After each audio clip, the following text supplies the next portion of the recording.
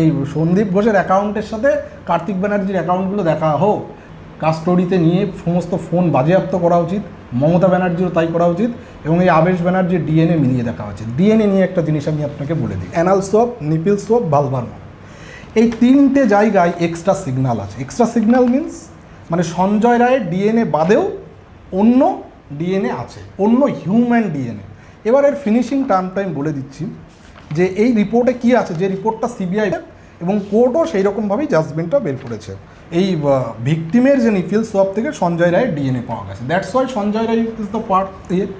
আর CFS আরেকটা হচ্ছে যে পোস্টমর্টম রিপোর্টে কোনো রকম কোনো সিমেন্ট পাওয়া যায়নি, কোনো রেপ হলো আজ পর্যন্ত এমন রেপ হয়েছে যে সে সিমেন্ট পাওয়া যায়নি। যাই হোক, সেটা আমি ধরে নিলাম। আর ম্যানুয়াল স্ট্রাঙ্গুলেশন মানে গলা চাপা।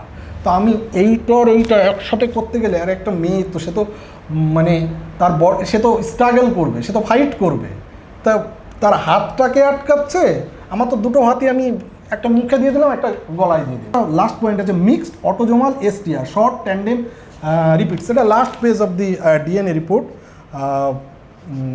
Original order dated 8th August 2024, now removed. তারপরে ওটাকে ব্যাক ডেটেড করে 6 August করেছে। আচ্ছা, তো এর জন্য তো হার্ড ডিস্ক আপনার কাস্টডিতে নিতে হবে। এক্সামিন সঞ্জয় রায়, তার ডিএনএ মেলানো হয়েছে, আদার্স কোনো ডিএনএ মেলানো হয়নি। তাহলে যে সন্দীপ ঘোষের ডিএনএ মেলানো উচিত, তখন অভিক উপস্থিত ছিল, ওর মেলানো উচিত। ওই আরও কয়েকজন ফরেন্সিক ডাক্তার ছিল, তাদের মেলানো উচিত। ওই সন্দীপ ঘোষের পিএ ছিল, তার মেলানো উচিত। দরকার পড়লে ওখানে যে ডাক্তাররা সেদিন রাতের বেলা উপস্থিত ছিল, তাদের ডিএনএ মেলানো উচিত, মেলানো হয়নি। এটা হিউম্যান ডিএনএ, এটা ফিমেল ডিএনএ পাওয়া গেছে। ফিমেল ডিএনএটা কার? অ্যানাল সোয়াবের। অ্যানাল সোয়াবের এই যে অ্যানাল সোয়াব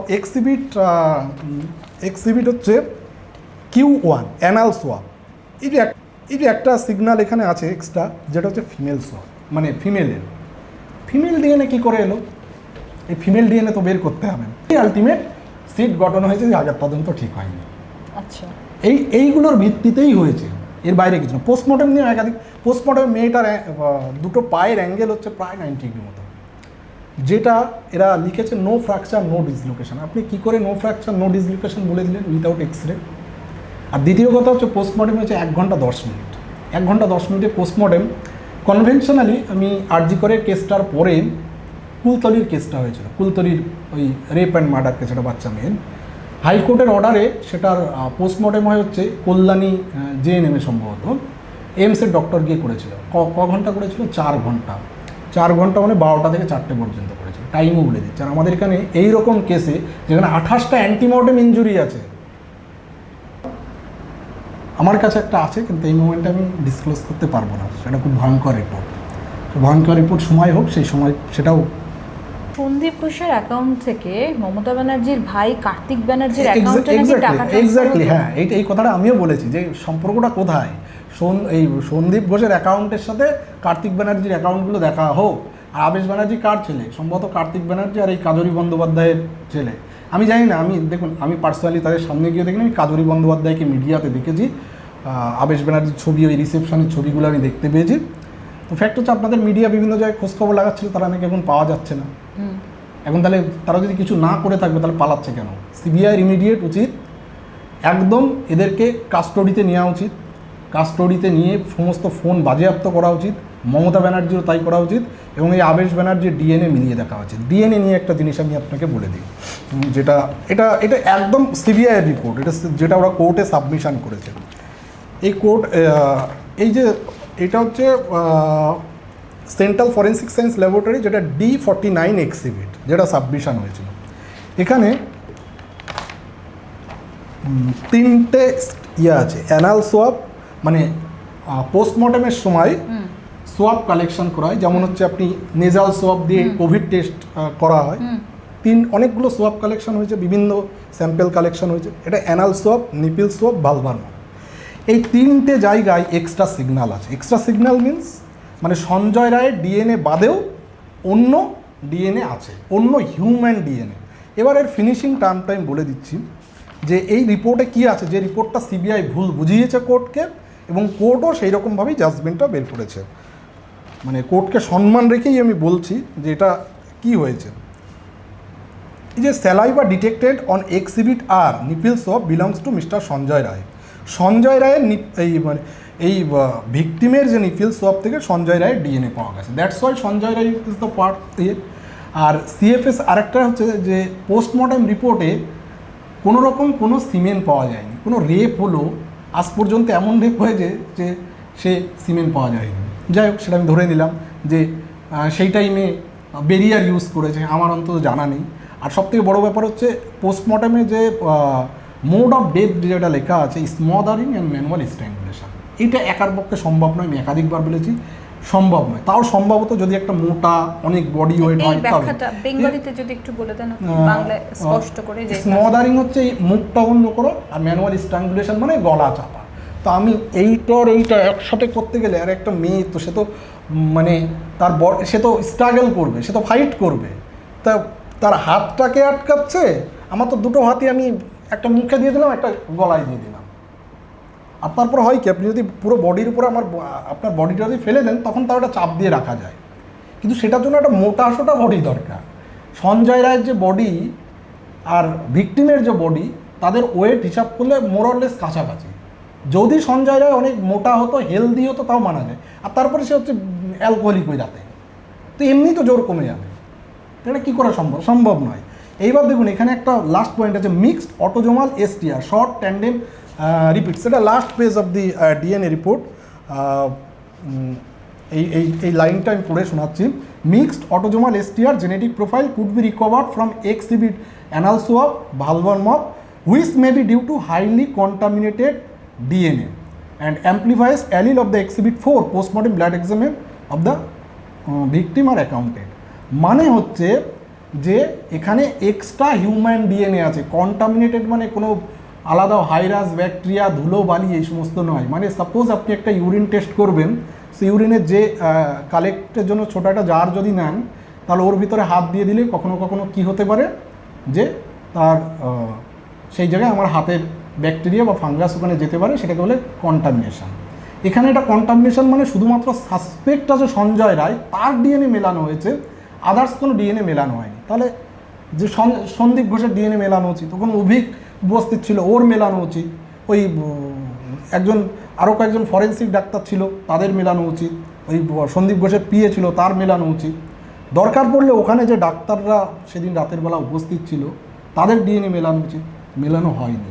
এটা হিউম্যান ডিএনএ, যেখানে জাজমেন্টটা লিখছে যে কন্টামিনেটেড স্যাম্পেল। এটা কন্টামিনেটেড স্যাম্পেল মানে ওইটাই সিবিআই এই ভুলটা বুঝিয়েছে। কন্টামিনেটেড মানে আদার্স হিউম্যান ডিএনএ আপনি মেলাননি, আপনি পাবেন কি করে? আমরা বারবার বলছি, আপনারা দরকার পড়লে ওই নাইটে যারা যারা ছিল মেল পার্সন সবার ডিএনএ মেলানো। এবং এখানে আরও একটা সবথেকে উল্লেখযোগ্য বিষয়, এটা ফিমেল ডিএনএ পাওয়া গেছে। ফিমেল ডিএনএটা কার?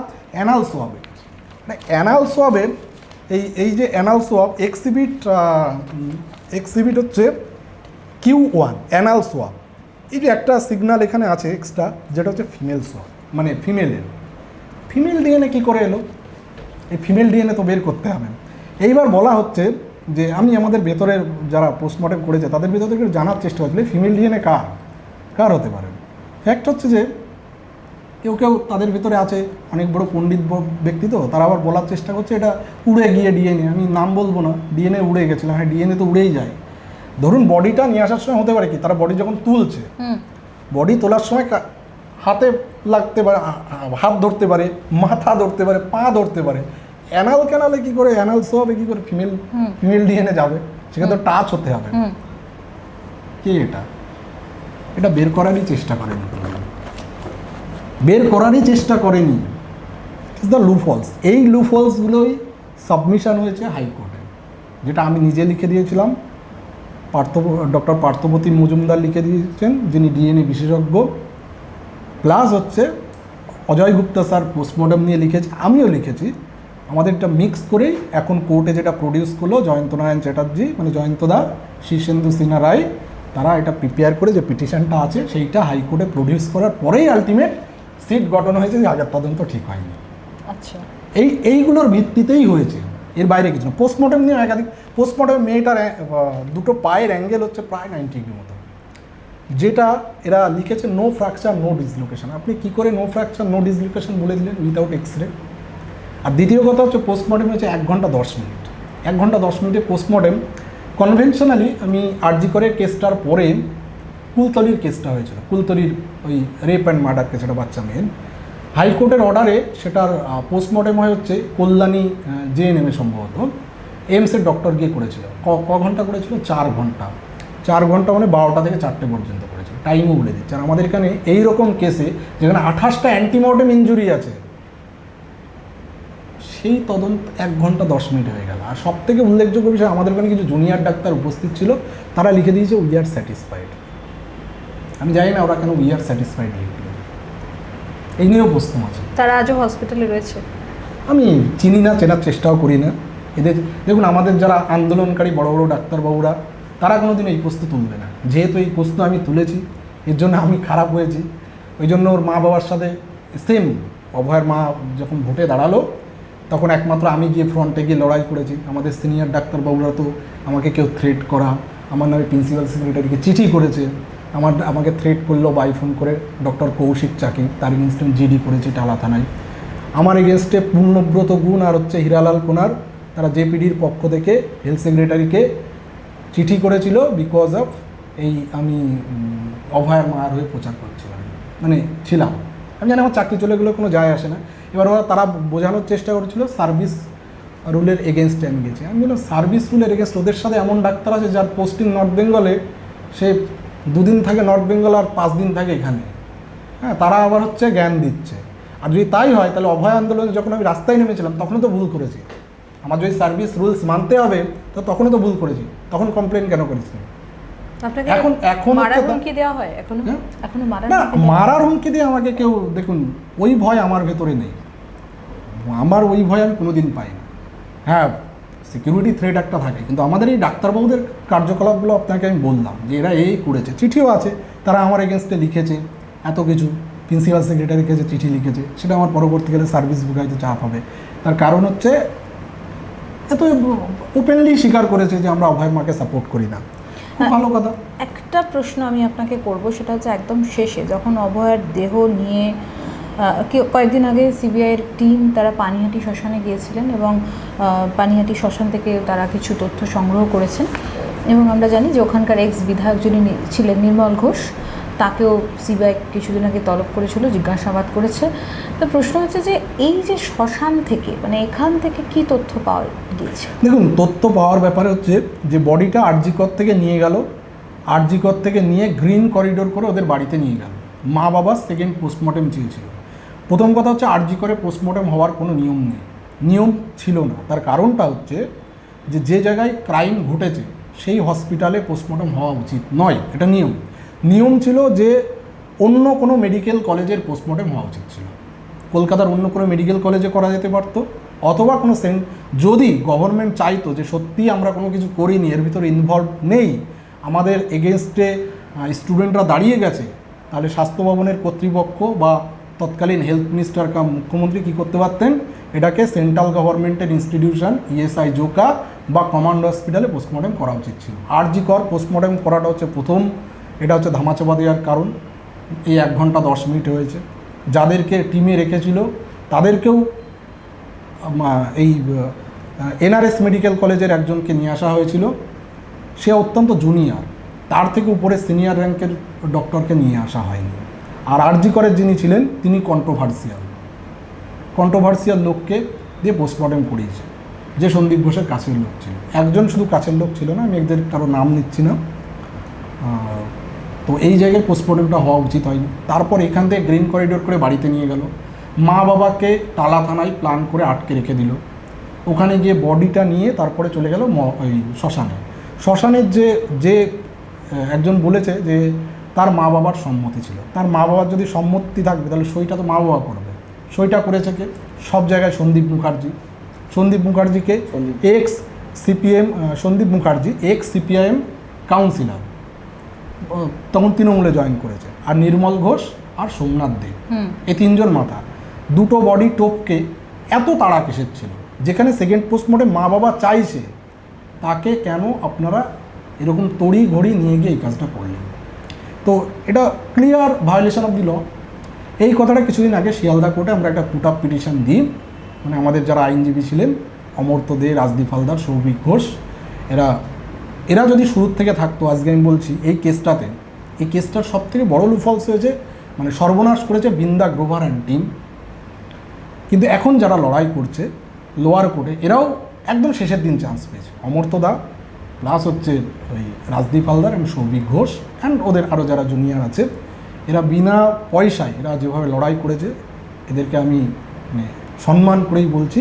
এবং হাইকোর্টে যারা এই যে এসআইটিটা গঠন করে নিয়ে আসলো, মানে এসআইটিটার অর্ডার করিয়ে আনলো, জয়ন্তনারায়ণ চ্যাটার্জি এবং শীর্ষেন্দু সিনহা, সুপ্রিম নস্কর, এদের টিম আছে, যাদের সাথে আমি মানে পুরোপুরি অ্যাটাচড, এবং আমরা এটা পিটিশনটা রেডি করেছিলাম। তো পুট আপ পিটিশন অমর্ত্য দা ওরা যখন দিল, সেখানে এই তিনজনকে কাস্টোডিয়াল ইন্টারোগেশনের কথা বলা আছে, নির্মল ঘোষ, সোমনাথ দে আর হচ্ছে সন্দীপ মুখার্জি। সিবিআইয়ের মানে নির্লজ্জের মতোই সীমা পাহুজার যিনি লয়ার ছিলেন, তারা বলছে আমরা কিছু পাইনি। যে পাইনি মানে এটা কি? আপনি জোর করে একটা বডিকে পুড়িয়ে দেওয়া যায়? এটাই তো ল ভায়োলেশন। আমি মা বাবার অ্যাবসেন্সে একটা বডিকে পুড়িয়ে দিলাম, সেটা একটা ক্লিয়ার ভায়োলেশন অফ ল নয়? এবার আমি এটাও মনে করি সন্দীপ মুখার্জি বা নির্মল ঘোষ বা সোমনাথদের সাথে অভয়ের মা বাবার কোনো পারিবারিক সমস্যা নেই। এটা তারা অর্ডারে করেছে, কালীঘাট অ্যান্ড ক্যামাক স্ট্রিটের অর্ডারে এরা করেছে, এটা অর্ডার পালন করেছে যে তোমরা বডি। এবং নির্মল ঘোষ বলছে যে আমরা তাদের যেহেতু এলাকায় বাড়ি তাই আমরা এসছিলাম। আচ্ছা, ওই বিধায়ক কি নির্মল ঘোষকে তো ও তো ডোমের কাজ করতে পারে, ও কি ডোম নাকি? সমস্ত জায়গায় গিয়ে ও কটা এরকম মানে মৃত্যু হলে ও নিজে গিয়ে এরকম ডেড বডি পুড়িয়ে দেয়। ওর কি পিএইচডি করা আছে এই কাজে? কবার গেছে ওর জীবনে এরকম কতবার করেছে? ও আরজি করে এসে সন্দীপ ঘোষের চেম্বারে ঢুকেছে, অভয়ের মা বাবার সাথে দেখা করেছিল? করেনি। এটা পুরো কালীঘাটের অর্ডারে এটা করেছে এন্টায়ারলি। আজকে ভাবুন না, তিনজন আইপিএস অফিসার, নাম হচ্ছে এই যে অভিষেক গুপ্তা, ইন্দিরা মুখার্জি। এখানে কার প্রেস ব্রিফিং করা উচিত? প্রেস ব্রিফিং করতে পারে এক হচ্ছে ডিসি নর্থ, শ্যামবাজারটা পরে ডিসি নর্থের আন্ডারে অভিষেক গুপ্তা, সে করলো না। হেডকোয়ার্টার থেকে করতে পারে কে? সিপি করতে পারে, বা জয়েন্ট সিপি ক্রাইম করতে পারে। সে না করে করলো কে? করছে তো ইন্দিরা মুখার্জি, কি একজন মহিলা, তাকে দিয়ে কর। আর সেই মহিলাটাও সেই রকম, মানে একটা পুরো জোকার বলবো না সার্কাস বলবো আমি জানি না, প্রতিদিন মিডিয়াতে একটা জিনিস বেরোয় আর প্রতিদিনও একটা মিথ্যে কথা বলে, মানে ওই রকম মানে মিথ্যেবাদী। তারপরেও 2 বছর ধরে চাকরি করেছে নির্লজ্জের মতো। এর রীতিমতো সাসপেন্ড নয়, এর চাকরি টার্মিনেট করে একে জেলে ভরে দেওয়া উচিত সবার আগে। ডক্টর প্রামাণিক, আমার একদম একটা শেষ প্রশ্ন, সেটা হচ্ছে যে আপনি একাধিক বিষয়ের অসঙ্গতি, মানে যে তদন্ত হয়েছে একদম স্পষ্টত তুলে ধরলেন আমাদের সামনে। সেখানে রিপোর্টগুলো রয়েছে, সেখানে সিসিটিভি ফুটেজের অসঙ্গতি রয়েছে, সমস্ত কিছুর মধ্যে একটা বিরাট অসঙ্গতি, এবং শেষ পর্যন্ত শ্মশানে অভয়ার দেহ পোড়ানো পর্যন্ত। কিন্তু আজকের দিনে নতুন সরকার আসার পর আবার সিট গঠন করা হয়েছে, আবার সিবিআই নতুন টিম নিয়ে তদন্ত শুরু করেছে। আপনার কি মনে হয় যে আজকের দিনে যে একটুকু তথ্য তাদের হাতে আছে, বা নতুন করে যদি তারা এগোন, অভয় কি সত্যি বিচার পাবে? অপরাধী যারা, তারা কি সত্যি ধরা পড়বে? দেখুন, নো ওয়ান কিল্ড জেসিকা তো মুভি পর্যন্ত বেরিয়ে গেছিল, তারপরে পানিশমেন্ট তো হয়েছে। বা সব থেকে যদি বেশি সময় ধরে ইন্ডিয়ান সিবিআই ইনভেস্টিগেশন, প্রায় 28 বছর বাদে sister Abhaya case in Kerala, সেখানে একাধিকবার সিবিআই টিম চেঞ্জ হয়েছে। লাস্টে কোচির যে লোকাল সিবিআই টিম ছিল তারা তদন্ত করেছে। সো এটা সবে 2 বছর হয়েছে। যেমন আগামী 25 তারিখেও কোর্ট আছে, আমি থাকার হয়তো চেষ্টা করব। দীর্ঘদিন ধরে হাইকোর্ট, লোয়ার কোর্ট এই কেসটা নিয়ে আমি যাচ্ছি। আমি কাকু কাকিমা তারা মানে তাদের সেই অসহায় ফেসটা দেখেছে, এবং এমনও হয়েছে যে কোর্টে সারাদিন গিয়ে বসে কিছু হয়নি, ঘুরে চলে এসছে। কিন্তু আমি একটা কথাই বলেছি যে আমাদের দেশে ইন্ডিয়ান জুডিশিয়ারিতে অনেক কিছু দেরিতে হয়, কিন্তু সহজে কিন্তু ছাড় পায় না। আর এই কেসের যা মেটেরিয়াল টিল নাও উপস্থিত আছে, যদি সিবিআই চায় ঠিক করে তদন্ত করবে, ক্রিমিনাল এমনিই ধরা পড়বে। এই কেসের কিচ্ছু হয়নি তদন্ত, যার জন্যই হাইকোর্ট আজকে এসআইটি গঠন করলো। আর একটা জিনিস আমি বলতে ভুলে গেছি, যেটা হচ্ছে এই একটা অর্ডার কপি আছে। সেই অর্ডার কপিটা কি, যে এই যে অভিক বিরূপাক্ষ, এরা হচ্ছে মানে ওই দিন আমাদের আরজি কর থেকে নাকি প্যারেড করবে ওই 15th আগস্টের জন্য। তো প্যারেড ভালো কথা, আরজি কর থেকে আমি আজ পর্যন্ত কোনোদিন হতে দেখিনি, এটা পিজি হসপিটাল থেকে হয়। আর অভিজ্ঞতা হচ্ছে এসএসকেএমের ডাক্তার, আরজি করে কি ডাক্তারের অভাব পড়ে গেছে? আর দ্বিতীয়ত বডি যখন বলছে 9:30 ডিসকভার হয়েছে, আর ওর তো 5:30 ছিল। আমি আপনাকে দায়িত্ব নিয়ে বলছি যে কোনো প্যারেড হয়নি, 5:30 প্যারেডটা হলো না, কিন্তু কেন হলো না? এবং এই অর্ডারটা বের করেছে ব্যাক ডেটে। সেই অর্ডার স্বাস্থ্য ভবনের, ধরুন আমার নামে একটা কোনো একটা অর্ডার বেরোবে, আমার জয়নিং অর্ডার বা আমার হচ্ছে সার্ভিস ব্রেক করেছিল এর আগের সময়, আগের যে ইএমএস ছিল, তো যখন আবার সেটাকে আমার রেগুলারাইজ ছিল, আমাদের যে অর্ডারটা বেরোয় অফিসিয়ালি সেটাকে আপলোড করতে হয় আইটি সেন্টার। এই যে অর্ডারটা বের করেছিল তৎকালীন যে ডিএনএ এবং ডিএইচএস, যাদেরকে পরে সরিয়ে দেওয়া হয় সেই পোস্ট থেকে, আজ পর্যন্ত সিবিআই ওই আইটি যে হার্ড ডিস্ক গুলো সেগুলো তো কনফিসকেট করে। আপনি হার্ড ডিস্ক কনফিসকেট না করলে কি করে বুঝবেন? আপনি লার্জার কনস্পিরেসি আপনি তদন্ত করছেন, আপনি ডিএনএ ডিএইচএস কে তদন্তের আওতায় এনেছেন, তারা তো বহাল তবিয়তে চাকরি করছে, বহাল তবিয়তে চাকরি করছে। তাহলে তাদেরকে যদি না আনা হয় তাহলে কি করে? সে হার্ড ডিস্ক গুলো করেন। এটাও আমি লাস্ট টাইম সিবিআই কে কিন্তু জানিয়েছি যে আপনারা এটা কেন করেন, করবো। এই যে সেই অর্ডারটা দেখুন, এই অর্ডারটা কিন্তু তখন ইয়ে হয়েছিল যে অর্ডারটা রয়েছে, এটা কিন্তু তখন তারা কিচ্ছু করেন যে আজ পর্যন্ত করে।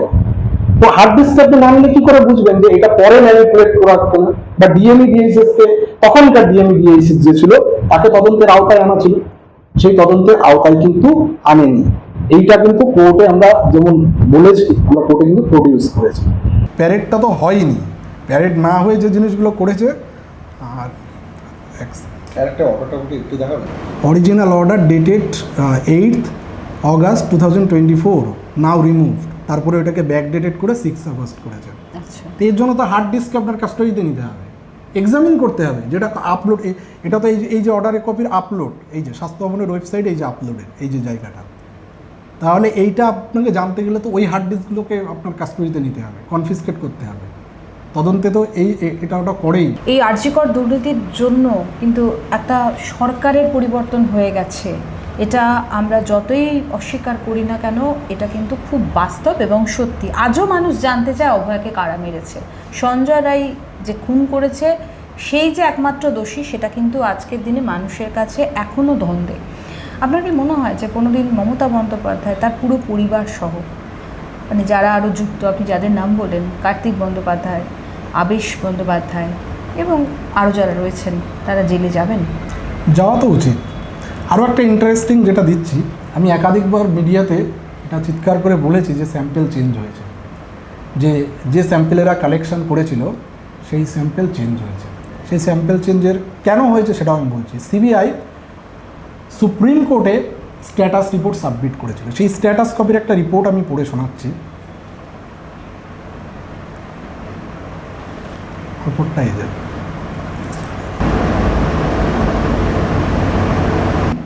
পোস্টমর্টেম হয়েছে 9 তারিখ 6:10 থেকে 7:10, তখনই স্যাম্পেল কালেকশন করা হয়েছে।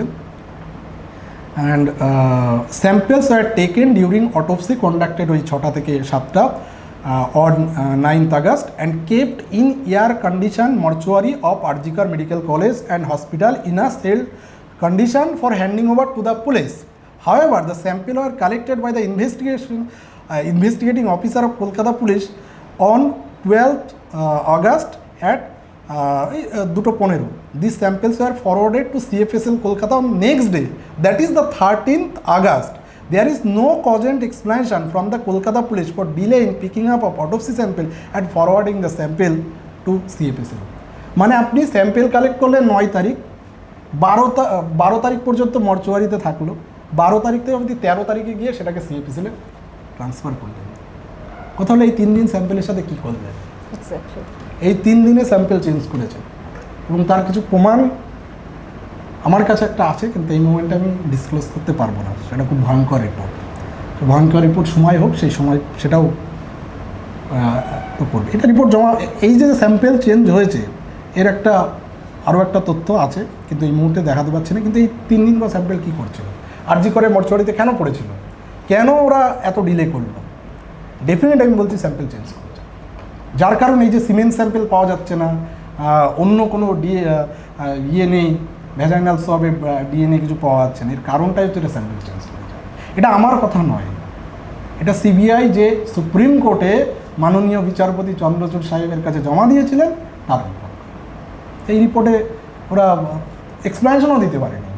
আপনি 3 দিন কি ছেলে খেলা নাকি? এরকম একটা কেস যেখানে গোটা পৃথিবী তোলপাড়া হয়েছে, তুমি স্যাম্পেল 3 দিন ধরে ওখানে রেখে দিলেন, যেখানে সন্দীপ ঘোষের মতো ক্রিমিনাল জড়িত, সমস্ত কিছু ধামাচাপা দেওয়ার চেষ্টা করেছে, যে সুইসাইড বলে চালানোর চেষ্টা করেছে, সে স্যাম্পেল চেঞ্জ করেনি। এটা অরিজিনাল স্যাম্পেল চেঞ্জ করে দেওয়ার হয়েছে। যার জন্য বলছে এই ক্রাইমটা একা সঞ্জয় রায়ের দ্বারা সম্ভব নয়, এবং পুরোপুরি এই ইয়েকে মমতা ব্যানার্জির এই যে ভাইপো যার নাম উঠেছে আবেশ ব্যানার্জি, একে কাস্টোডিয়াল ইন্ট্রোগেশন করা উচিত, এবং সাথে মমতা ব্যানার্জির যতগুলো ফোন ছিল, বিনীত গোয়েল, এদের সবার ফোন চেক করে দেখা উচিত, কিন্তু সিবিআই কিছু করেনি। এবং এই টিম আশা করছি করবে, আমরা এখন আশাই থাকছি। অনেক ধন্যবাদ ডক্টর প্রামাণিক। আমরা অনেক কিছু তথ্য আপনার কাছ থেকে জানলাম। তো সাধারণ মানুষের মনে অনেকগুলো প্রশ্ন আছে, যে প্রশ্নগুলো আপনি আরও একবার নাড়া দিয়ে দিলেন। সেই প্রশ্নের উত্তর তখনই মিলবে যদি পুনরায় সিবিআই তদন্ত আবার যদি সঠিক পথে এগোয় এবং যারা অপরাধী তারা ধরা পড়েন, উপযুক্ত শাস্তি পান। শুধু বাংলার মানুষ নয়, সারা দেশ এবং সারা পৃথিবীর মানুষ এই অভয়ার কারা খুন করেছিল, অভয়ার খুন এবং ধর্ষণের সঙ্গে কারা জড়িত তার দিকে তাকিয়ে আছে।